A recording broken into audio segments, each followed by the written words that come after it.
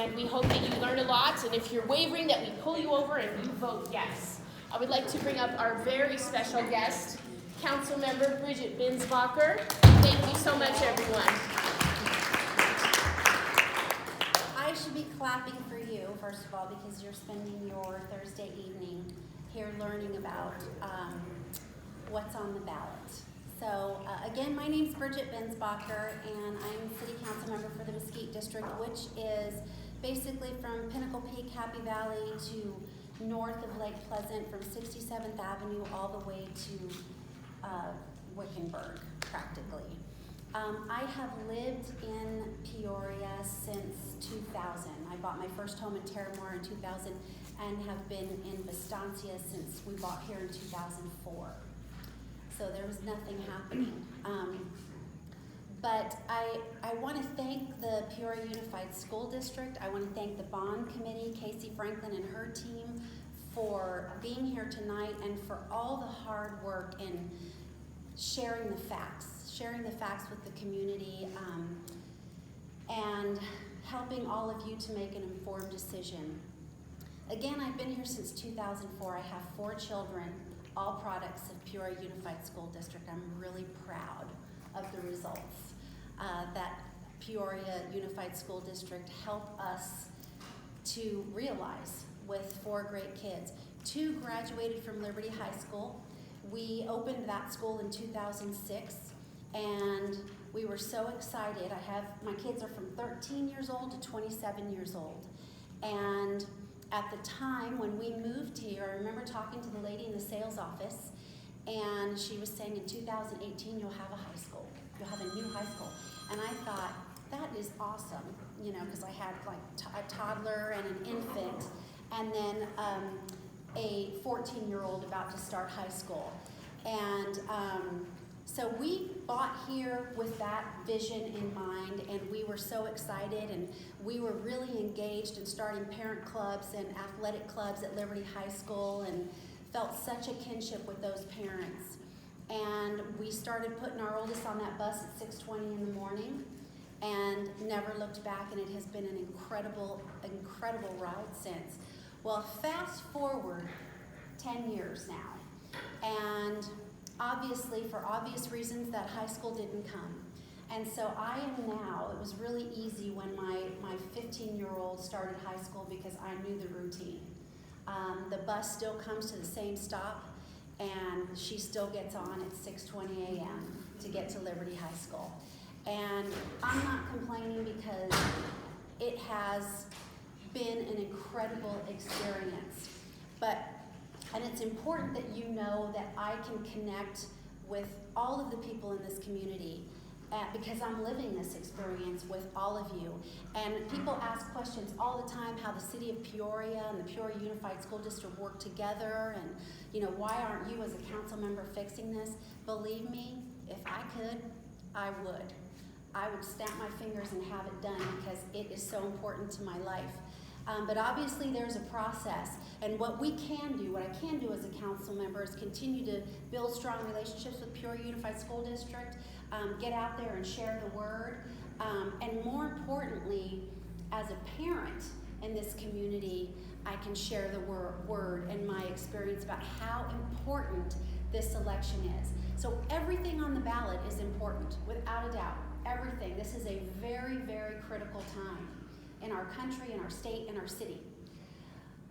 But this bond will literally impact our lives more than anything there right now. It really will immediately impact your quality of life, the educational experience for our kids, for the next generation. It is so important, and it's great that you're here tonight to learn about the facts. And I can tell you, when people look at investing in Peoria and coming to Peoria and bringing a business to Peoria, one of the primary factors in that decision-making process is education. And that's what site selectors are looking for. Quality education, labor force, labor force, labor force. And we have a fantastic story to tell, but that's because we have been committed citizens and parents writing it out, and it's time for change. Obviously, I support this bond 100%. I've heard the presentation several times now. It's fantastic. Let's get to it. But thank you all so much for being here. I'm going to stay until the end, and if anyone has any questions of me, just know that you can ask them. You can contact my office or me personally anytime. Thank you all so much for being here.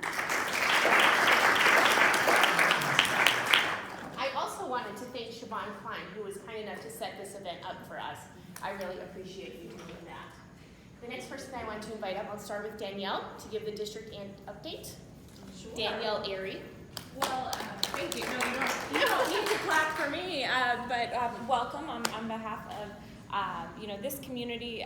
Just know how incredibly important it is that we are always reaching and connecting with all ends of our community. So in my role, I oversee communications for the school district and really anything else that touches the community. And so one of the really big and critical initiatives that we're working on in the Peoria Unified School District is strengthening our engagement and the way that we connect with you. And you see that in a lot of different ways.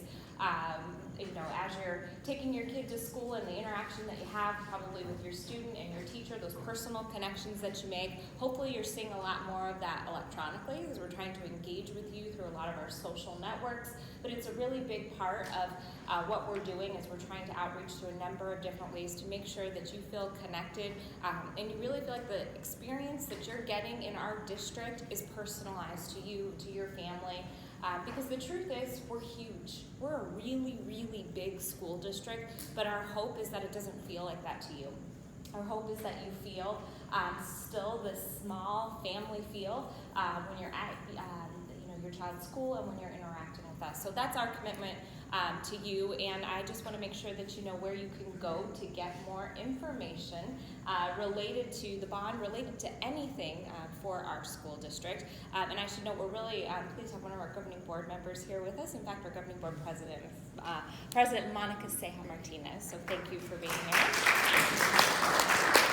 And you can learn more about our district always on our website, but really important, we put a lot of different resources related to the bond on our website. In fact, you can find years of data if you're having trouble sleeping on our website. Relative to our finances, we're extremely transparent on there. I'm actually not going to talk about any of that because I'm going to turn it over to the special guests that we have here. I'm just the warm-up act for them. But we have our superintendent who will be coming up to share a little bit about that with you. And what I can say to introduce her is you're in for a treat always because she certainly brings so much excitement and life to our office and to our district. More than 28 years of service in the Peoria Unified School District. She's relatively new to us as superintendent, but she has just really already left an incredible mark at the helm. So we are so pleased to have her and pleased to have her share a little bit more with you. Mrs. Linda Pallas-Thompson.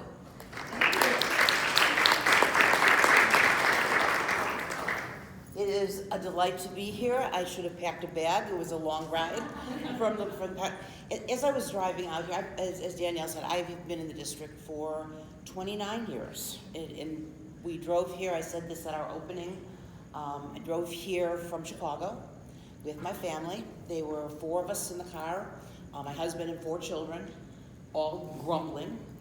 2 of them were older, they did not want to be here. One was going into high school, one was going into 8th grade. What kind of parent moves their kids out during that time? Craziness. And 2 babies in the back seat. And as I said at our opening, our air conditioning went out. This is June of 1990, okay? And we arrived here on the hottest day ever recorded in Phoenix history, ever. And the babies at the end, and our air conditioning was out in this Nissan van as we drove. So we got here, it was like, where am I? What is this place that I came to? And my parents were here, which does indicate that I was crazy, because I can't believe I actually moved where my parents were, but I did. And it turned out to be pretty spectacular. But I didn't have a job when I got here. But I had an opportunity because I had been serving as assistant to the superintendent in a very small district, and there were many, many places that I had a choice to go to. And I'm living at that point in the East Valley. And my mother said, I know somebody who's in the West Valley that you might want to meet. And he was an assistant superintendent. He's talking, he's telling me people I should meet on the east side. And the more I'm talking and the more I'm meeting the people there, I decided why aren't I staying here? This is the place to be. And it's truly what happened. I had several job offers, and I'm going through the cotton fields, and I wind up in Peoria. Now, we had a superintendent, Ray Kellis, at that time, and Jim, you know his son pretty well. He was bigger than life. He was like the Wizard of Oz. He was amazing, and he started talking, and everybody listened. And in those days, the entire staff got into Cactus High School. We all fit, and there was still room for other people to be in there. This year, when we opened, we wound up opening at CCV with 4,000 employees. So we have grown enormously, but what is so special, as Danielle talked, the feel of this thing called Peoria. We will say, we are Peoria. And as I'm driving here from Ironwood, which we just did a chat, and driving across the valley, it felt, and I get chills I'm talking, it is profound, the size and the magnitude of our district, and yet the human beings, the people inside of it, all are the same. Because they're all the same, they have the same heart, they have the same desires, they have the same needs, they quarrel the same, they argue the same. Who's walking in? Mr. Sandoval, I could feel it, no? No, okay. Well, and it's a sense of family in Peoria, and we're a giant family. So as we look, I've been in the superintendency now, what is it, 7 months? Feels like 7,000 months. Got started in February when our superintendent left. Thought it was going to be a wonderful interim moment where I could cause a lot of disturbance in 4 months. Cejas Martinez and the governing board decided it was going to be longer than that, and I am blessed and appreciate that, and have enjoyed the voyage that we have been taking. But it has been a very interesting time in public education. Note that when I started in February, we had a lot of things on our plate. But one thing that happened in February that was very critical, that has led to our strategic plan, is there was the Parkland shooting. So I bring that up because I saw Columbine. I'm very old. I'm the new superintendent, but I'm ancient. But I remember a whole lot of the different things that we're seeing. And that particular night, watching the Parkland people, the community, the kids, everybody moving back and forth, and watching the superintendent trying to explain how something like this could possibly happen in their community was mesmerizing and heartbreaking and terrifying at the same time. And I woke up the next morning. I didn't sleep very well that night, but I woke up and said to my deputy, as many of you heard the story already, I need a task force. And I needed the task force now, and it's called Not on My Watch. Not on my watch. And by that, it's not on our watch. Cannot ever happen to any of our children. So as we look at what was happening, is, well, okay, fine. When do you want this? I said, tomorrow. Oh, this is going to be a fun term with you in office like this. But the next day, we had 28 people sitting in a room, and police chiefs, our Southwest behavior specialists, psychologists, police force, fire department, some of our administrators. Tawana, I don't remember if you were in that first day, but you were in for a lot of them. Tawana's a principal at Liberty, and we had a whole team together talking. We thought we were doing pretty well. And we talked about 3 areas. One area was, are we prepared? Is Peoria prepared if we need to be? Do we have good prevention and intervention? And are we really good advocates for this thing called safety, well-being, and more importantly, advocates for our kids? Are we good at that? And we felt pretty good because we're Peoria. You know, I just left Ironwood. Their motto is, it's just better here. Okay, and every school says, no, it's just better here. But it is better here, but we had a cocky attitude that we were doing pretty well.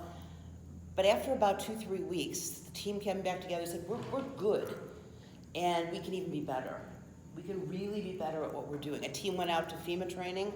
Monica and some of her team of friends said, hey, let's get some more information. They went out to Washington, D.C.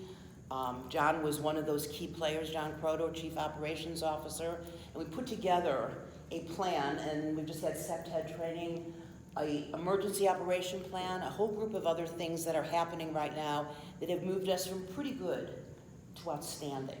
It is a model that is being developed with preparedness that we can't share every piece of it because then you know certain things about well, you can't know everything that we're doing because then it wouldn't be like our plan to make sure that we're prepared.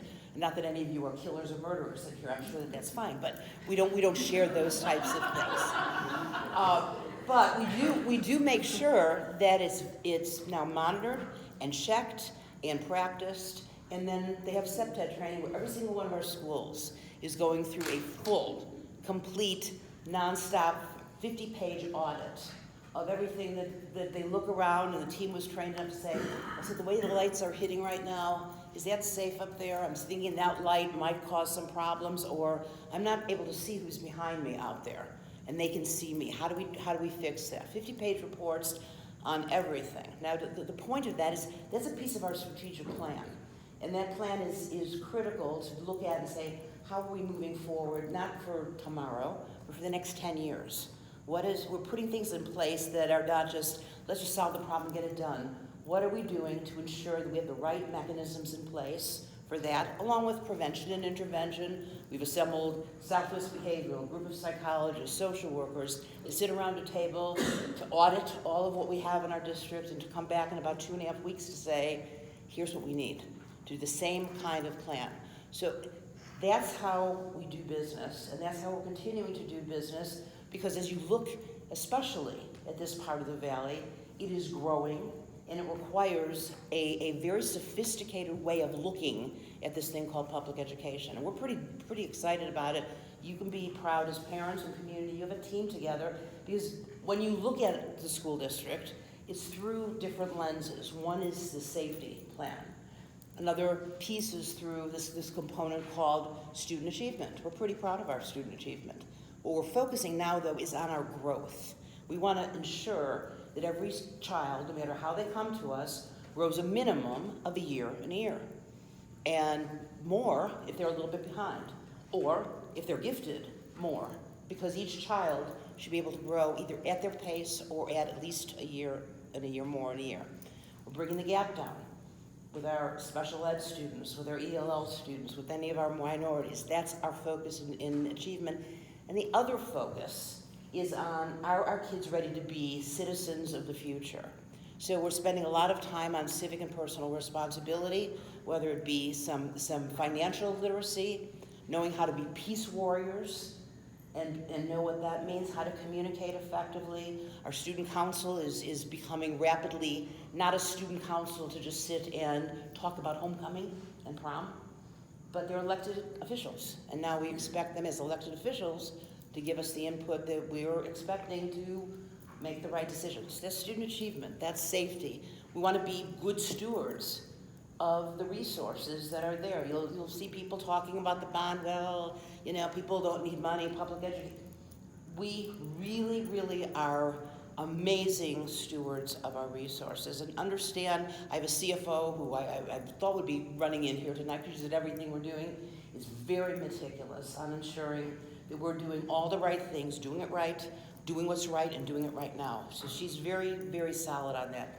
And then Danielle is the expert and amazing on this thing called community connections. And it's not just us coming and talking to you, it's developing clear and close partnerships with everybody in our community. And our community is enormous in square miles. So as I'm driving, and you know, I go back and forth, I'm seeing all of the resources that are here. We're working with different homeowners associations. We're working with a variety of different industry. We go to the Glendale Chamber, the Peoria Chamber. We come together, and everybody's understanding that the one common thing that's critical is this thing called public education. We're just talking about, this is a very significant time in our country. I've been doing this, I'd like to say 10 years because I'm so young. I've been doing this 40 years. And I need to know that it meant something, that it was important. I always put everything back to, I have 5 grandchildren, 4 children, 5 grandchildren. I have a little shortcake that lives with me. Oh, really? She's 5. Oh, I'm ancient, and she's 5. And her name is Charlie. If it's not good enough for Charlie, it's not good enough for anybody. And if it's good for Charlie, I want it for everyone. And she's in one of our Peoria schools. Couldn't be more proud. Had her conference yesterday, and oh my gosh, she is a superstar in math. Phonics, not so good, but we're working on it. We're getting there. These are 4 areas that we're working on. But under this community piece is making sure our community is aware that when we're going out for a bond, it is not a frivolous endeavor. Hey, let's do a bond today. Wouldn't it be nice? It's essential. It is essential that we do a bond. Our board has unanimously said, let's go for it. We were at one point, our community came together, and they felt it was very important to go for a bond. It was smaller than we originally had wanted. Some members in this room were on that committee. Administration felt very strongly that there was an additional need, so we came up with an additional idea and package. You might have read that in some of the literature.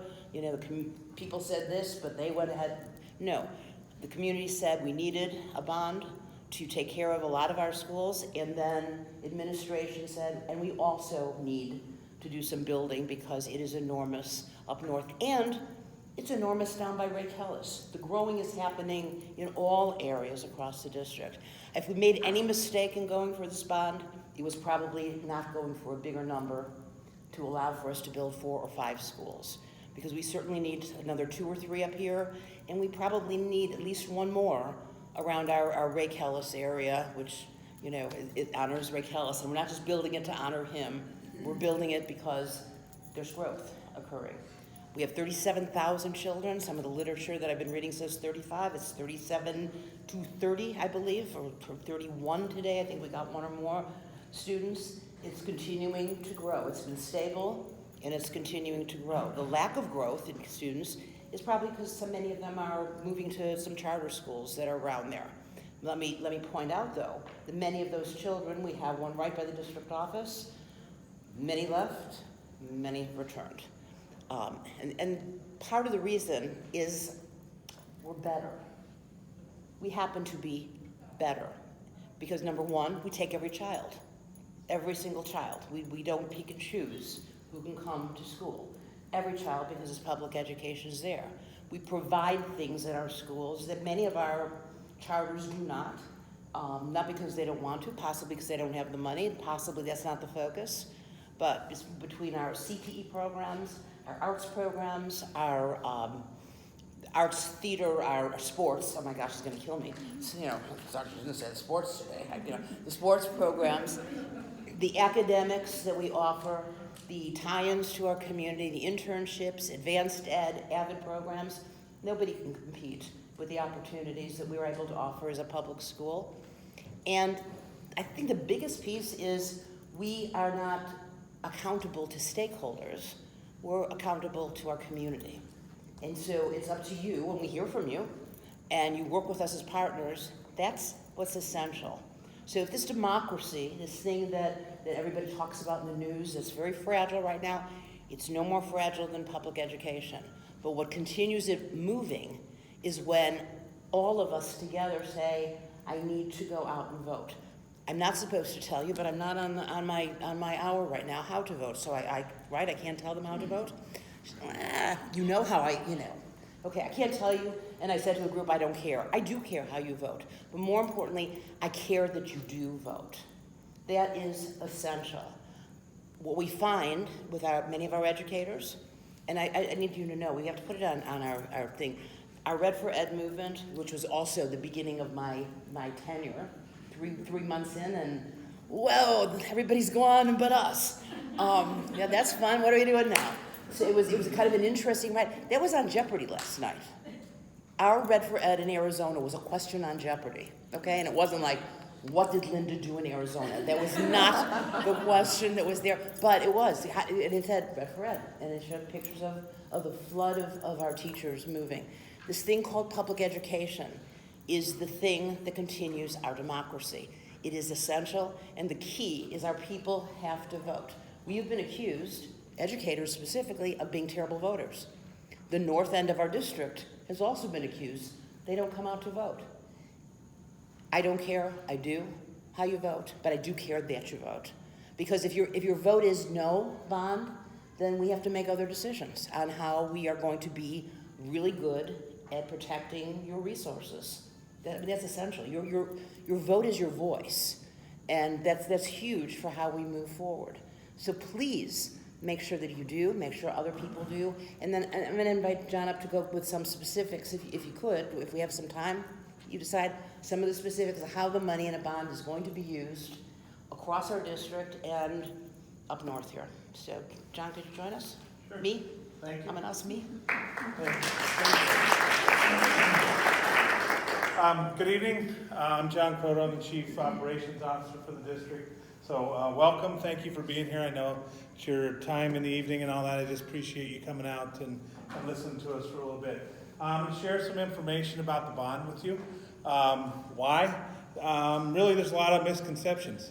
Our last bond passed in 2012. That's coming into its twilight years now, winding down. So we went out in 2016, failed the bond miserably by over 20,000 votes. It failed. And one reason is we believe there's a lot of misconceptions out there. People didn't know why we were asking for a bond, what the money was going to be used for, how we were going to use it. So we're going to share. So one of the big misconceptions out there right now is that we're taking this $189.2 million we're asking for, and we're going to take that money and we're going to build 2 high schools in the north, or 2 schools. I shouldn't say high schools, 2 schools in the north. Okay, that's not true. Okay, we will talk about growth. We're not spending $189 million on 2 schools. Okay, that would be awesome. That would be really cool. There would be some amazing schools for $189 million, but we're not doing that. As a matter of fact, the majority of those funds, the $189 million, were spread across the district in 6 areas, and you can see that on your table. It's on the back of this yellow sheet. Growth, safety, and facility improvement are put together in the bond. I'll talk about that a little bit. Technology, arts, CTE, and student transportation. Those are the 6 areas that this bond is going for. So talk about facility improvement. A good numbers going to facility improvement. We have a lot of campuses that need some facility modernization. Restrooms, classrooms, or buildings, they need to be restored. They need a lot of work. Linda talked about the safety issues as we go through with these safety audits. We need some money to do safety. Safety is expensive. It's not going to go away in what we're doing, but it's expensive to do the things we need to do. Fencing, cameras, tweaking certain things inside of a facility costs a lot of money. You'd be amazed at what that costs to make some changes. So we have that built into this facility improvement. Also in the facility improvement, each school, depending on their tier, there's 3 tiers. So our oldest schools are 1 tier, our middle schools, and then our newer schools. The bond committee got together and said, you know what, it'd be great if we can allot some money to each school depending on their age, and broken up in those 3 tiers. And let's let the community decide how they're going to use that to improve their school. So each school, depending on their tier, is going to get money. They're going to sit down with the faculty, staff, students, parents, community members, and say, okay, we have X amount of dollars. How are we going to spend it to improve our school? What do you think? And they're going to get input from everybody. That's placed on every single school in our campus in that area of facility improvement. The next one is technology. We have a lot of technology. Do we have enough? I don't think you ever have enough technology nowadays. Fact of the matter is, when you get that technology, it's out of date already, right? If we go to Best Buy, you're buying not the newest technology. They're working on that somewhere in a lab. It's outdated. Same thing with the schools.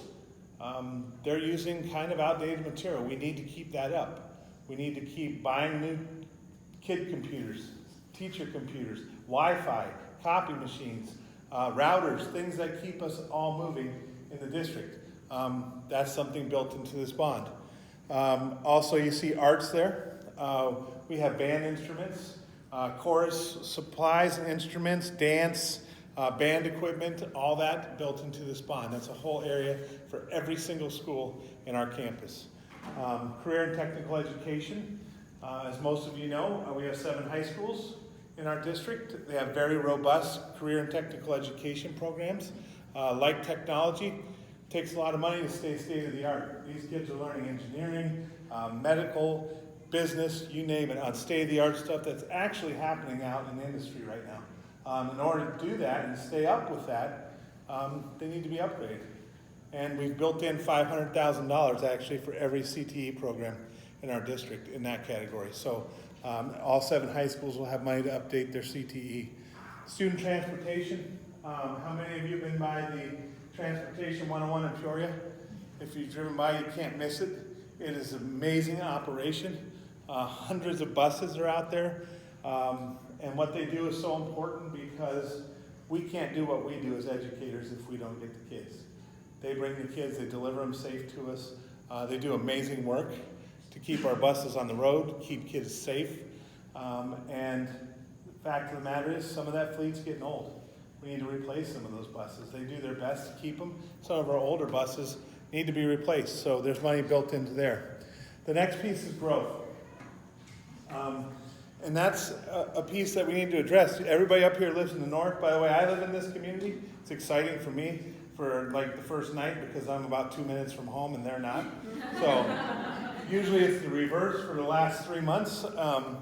And they make fun of me, but the last with me tonight. So growth. The north is incredible up here. We've been meeting with the city constantly. Although what we see are lots popping up every day on empty lots. One day we drive by and there's nothing there. The next day there's a house there. And you're like, where'd that come from? It's literally happened that fast. But to see the plans with the city is astronomical, what they have coming out and the growth that they have coming. Scary of what's coming, exciting, and that it's going to build up this end of the valley. It's going to be huge. Linda mentioned, we have 2 schools in this bond. Really, if we go with the plans that we worked with the city, we probably need 4 or 5 to stay ahead in what's going. A school, even though we passed the bond in November, we don't get $189 million on November 7th. It's not how it happens. That's one way your taxes stay the same is we have to sell bonds in little increments. So when you see it doesn't raise taxes, as the 2012 bond settles down and we sell all that and we pay it all back, we just sell the exact amount that keeps that tax rate steady. So that's how you say that, because some people play on that and say, well, of course it's going to raise taxes. Well, we keep it steady. Okay, we keep it steady, and so we can't sell $189 million on November 7th because that spikes your taxes. So we have to watch that. A result of that is schools are not going to pop up in a month, 2 months. They wouldn't anyway, but it takes some long-range planning. So it might be 2 years by the time you start planning. It might be 3 years. There has to be plans. It takes time to build those facilities too. So in this growth piece, they go to the city, basically a simplified version. A builder goes to the city and says, you know what, we're going to put a neighborhood right here. They say, great. Let's see your plans. Throw the plans down and say, oh, that's a great plan. Where are you going to put the schools? You need to put money, you need to put land aside for schools. Your community is going to have a school. Great, okay, so they put that on the map. And they say, okay, great. Now with an elementary school, they're running to us. They run to us and say, you know what, we have a place for you. We would love you to build an elementary school in our neighborhood. They know that elementary schools sell houses. They know that the Peoria Unified School District has amazing schools. We'll draw people, we'll sell houses. So they say, you know what, we're going to give you that land. Here you go. We have a site for you, it's yours. We have about 4 or 5 of those right now in the North Valley. So we have to see with density. We're studying with numbers with our statisticians, with the city, to figure out, okay, when we place this school, where's it going to draw the most kids? Because we have an overpopulation thing going on and huge density. So where are we going to draw the most kids? So strategically, we need to decide out of these areas that have been offered to us, where's the best place to do that? Okay, high school's the same thing. They go to the city, they say, great, you're going to need to place a high school, put it on the map. They're not too quick to come to us. Okay, they're not running to us, knocking on the door and saying, hey, guess what we have? Why is that? Well, what happens at the high school? You have the marching band playing at 5 o'clock. Okay, so you have a built-in alarm clock. You have games going on until 10 o'clock at night with speakers, all that stuff. You have, I can tell you, Liberty, we have 800 parking spots, still not enough. So we have cars in the neighborhoods parking, doing all that kind of stuff. So they're not in a hurry to say, hey, put that in my neighborhood, because we would love that, but they still have to do it. So we have that land available. They sell that to us. And that is about $15-20 million just to buy the land for the high school. So that's how all that works. it's a great piece. We'll answer questions about that. Anything you want to talk about with the bond, we'll ask questions. One of our board members walked in, Mr. Sandoval, so welcome. I'll introduce you. And Linda's amazing at answering questions. We've been doing this for months, so who's up next? Okay, you. Thank you. Okay. Thank We'll you. answer. We'll be around. Thank you. Hi, again. We are welcome to have BJ Katz come up. He's the owner and designated broker for Lake Pleasant Realty, and he's gonna talk about property values. Thank you. Thank you. First of all, thanks for coming out. I think most of us live up here. So I was asked to kind of speak about, in my professional opinion, what happens to home values if this bond does pass or does not pass, right? So I'm not going to get into the boring stuff, supply and demand, what increases values, what decreases values. But I think it's very important, certain things that we can control, we want to be on the right side of those, right? So the goal in our community and other communities in the district, we want to be a community that buyers, that demand, desperately wants to be a part of, right? And we want to be a community where people really don't want to leave. And I know that sounds goofy coming from a real estate agent, right, and wants to sell homes, but we want to be that place that everyone wants to be at, and that people don't want to leave unless they absolutely has to, right? This area, there's so much land, developers are going to be developing, builders are going to be building, no matter what we do, right? So from talking from a value standpoint, there's always going to be choice, there's always going to be supply out there for buyers. So what we need to do is cut down on the amount of resales and really drive buyers to our area. That's what's going to keep our home values strong and continue to go up. This high school and all the schools being built, I feel, is huge. You know, we are at a very important part, and you know, we all know we're overcrowded right now. So, you know, when I meet with people looking to sell, probably the two biggest reasons why they're selling is one, schools are too far away, right? Or I'm starting to hear a lot in the last year or two, schools are overcrowded. We're going somewhere else, and that's sad, right? That's not good. We don't want that. My neighbor right next door, I live in Blackstone. My neighbor is debating selling because he's literally in his car all day long with two young kids, a freshman and a sophomore in high school, driving them to school, picking them up, after school activities, and he wants to be closer to Liberty, right? I've got a 5-year-old who will be in kindergarten next year, and you know, I'm a public school guy. My dad taught and coached for 40 years. There's nothing more that I want than my son and my daughter eventually to be able to walk to elementary school and then to have their high school right here in the neighborhood. We all want that, I think, right? On the flip side, what do buyers want, right? So a buyer comes from out of state. Our city is growing, our area is growing so quickly. We get a lot of buyers. First thing they ask, how are the schools, right? I mean, we've got a few agents in here. How are the schools? Where are the schools located? And that's important, you know. Where I come from in the Midwest, school bonds pass pretty regularly, right? It's just something that voters do, something that homeowners do. I've studied a lot of different cities throughout the U.S., but you know, I'm going to talk about my kind of experience. Grew up in Cedar Rapids, Iowa, and that area is very much like us. Lots of growth, a lot of new construction. People are moving here. Schools are growing very, very quickly. They've passed a few bonds, I think, over the last 20 years, and I don't know how they structure it compared to how this is being structured, but I do know that when people are moving to that area, they want to live in that district, right? When we go on Realtor.com or on the MLS, in that area and others, the first thing in bold and all caps is Linn-Mar School District, right? Peoria School District. Buyers are willing to pay more money. Values go up, And buyers are okay with that because buyers want great education for their kids. They want easy access, and we've seen it, case studies. It's all over the place. Buyers are willing to pay for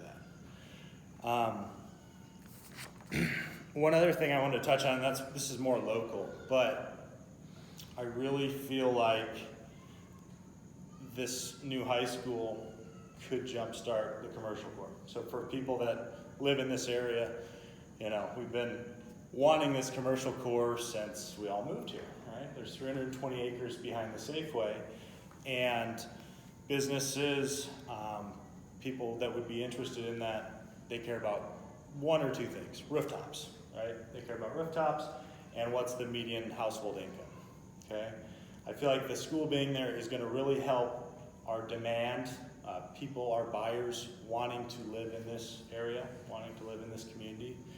But also, breaking ground, just seeing movement is gonna get people going a little bit.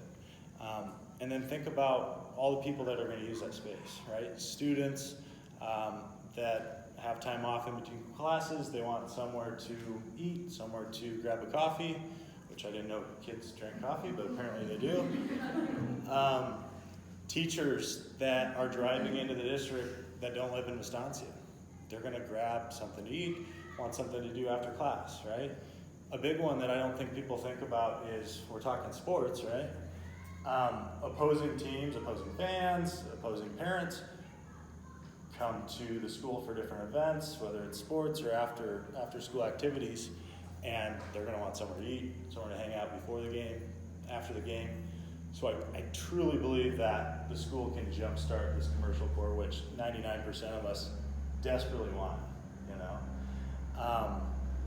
So yeah, I'm a big component of voting yes. I think most of the people in this room are. I hope that you can share everything we're learning tonight with others that that aren't here.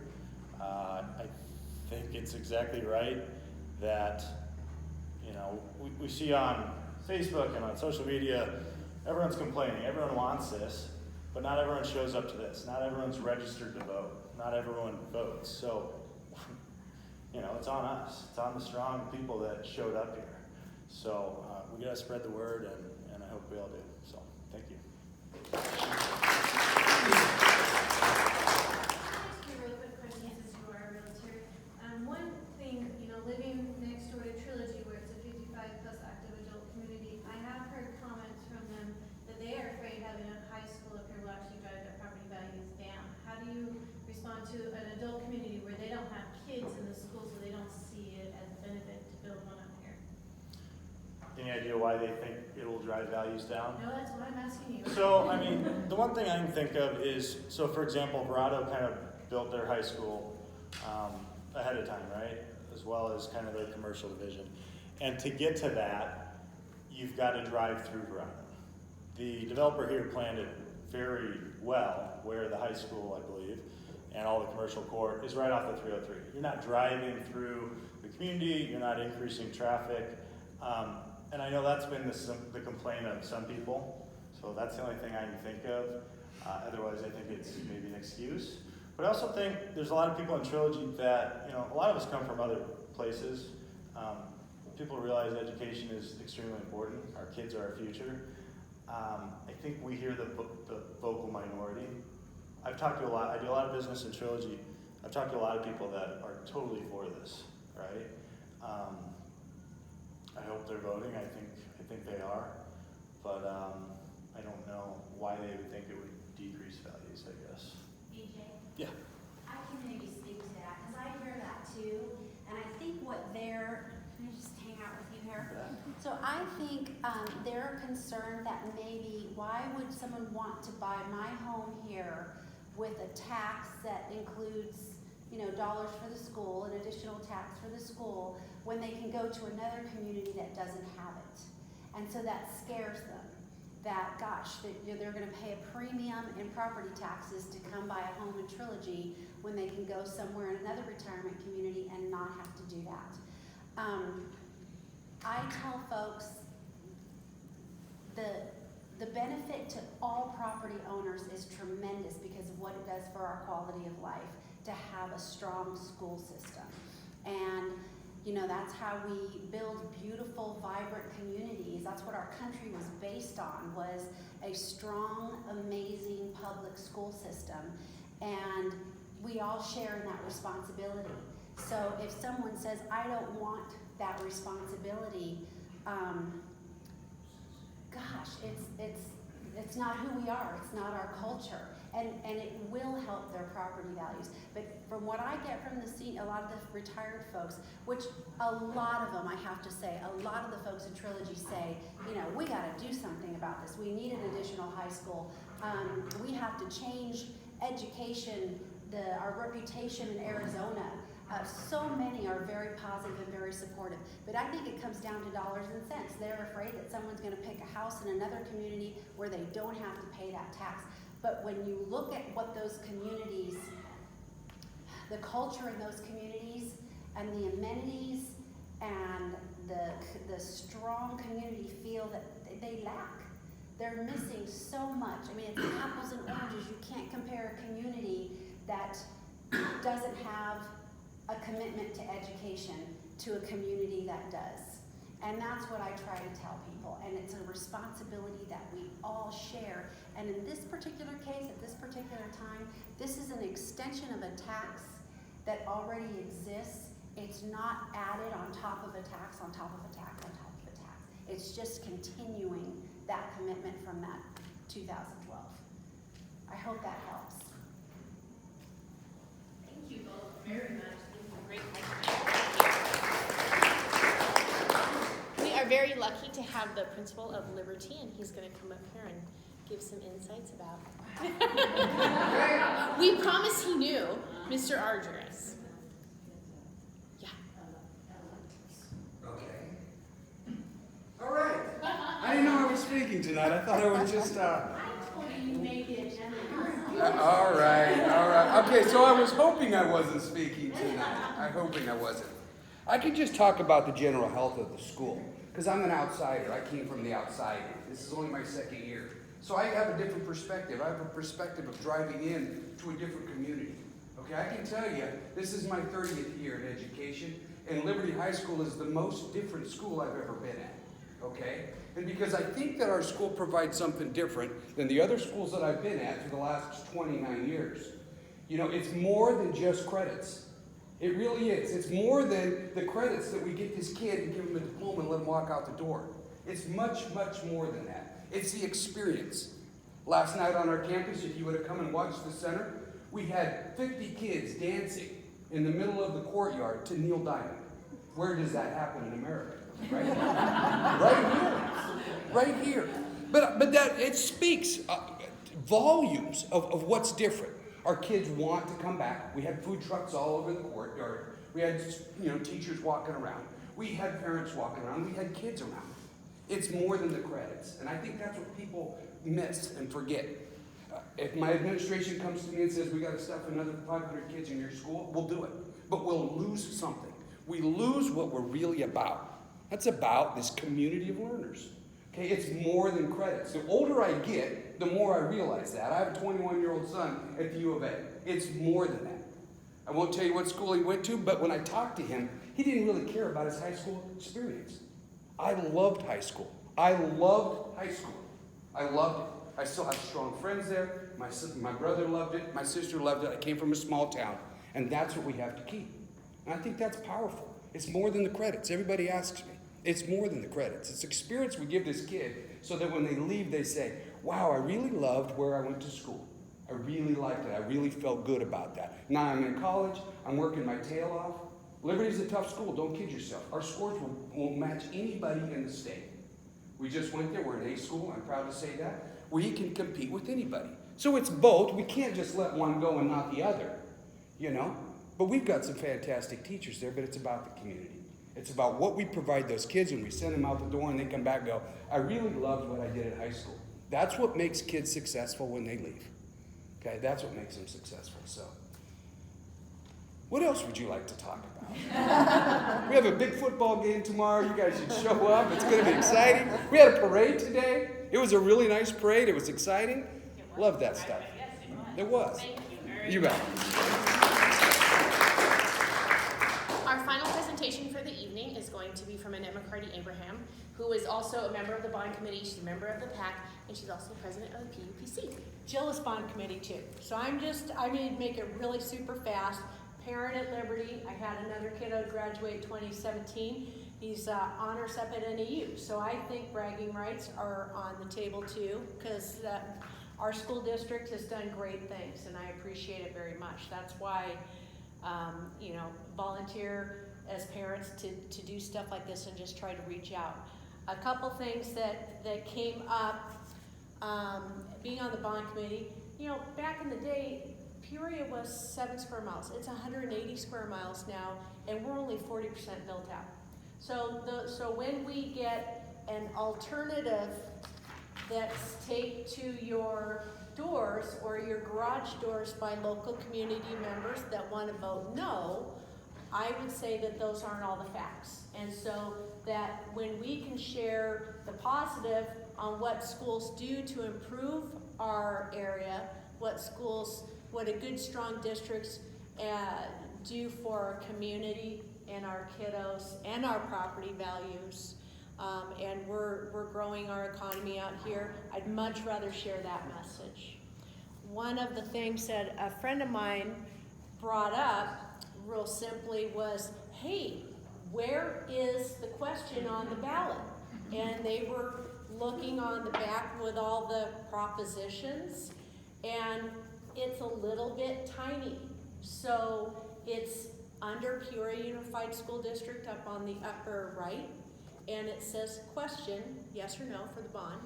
And I hope this is a yes group. But I just want to mention that because it was a little bit tricky and it came up. So I won't go into any more detail, but I would love to have some question and answers from the people who showed up, because we have, our superintendent, we have a lot of great people, so that if there is something that you're hearing out there in the community, if there's something that you're dying to know, please let us know. And Casey's the chairman of the PAC. The other piece would just be, if you have friends and family that have a couple questions, the Great Facts at Support Peoria Students, we have a website, and it's a lot of reiteration of what the school district has.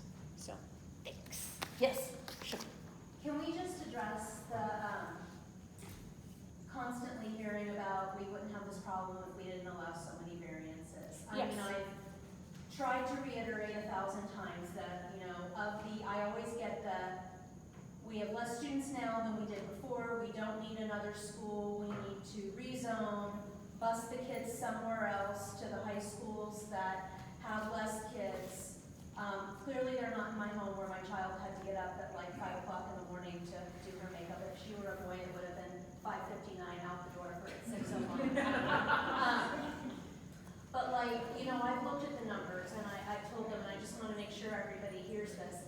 Sunrise is actually doing us a favor, and I'm going to say us because I'm talking about up here, we're zoned for Liberty. They're taking more students of ours than we're giving them. And that takes up and I saw the numbers from last time, like 500 and something variances at Liberty. Half of those are Sunrise kids that we're essentially trading, but they're taking more of our kids. So last graphic I saw was 260 out-of-district students. That's across 4 grade levels. And I think it would be great if we could get information out about how we've actually decreased that, because I know we have. I know it was way more difficult to get a variance this year. I've talked to people that were trying that were denied. And so that's a lot of misinformation out there. If we would cut the variances, it would solve the problem, when that really is not going to solve any problem. 260 kids is not the problem. No, it's not the problem. 3,000 projected children at Liberty when my little 8th grader is going to be a junior is the problem. And the problem with electives, right now, 6 classes, don't even sign up for them. Yeah. Don't even put them on your request, you'll never get them. Right. That's a disservice to the kids, and it's not bad for anybody. I'm not trashing the district, I hope you know. I'm just trying to be like, we need this school bill.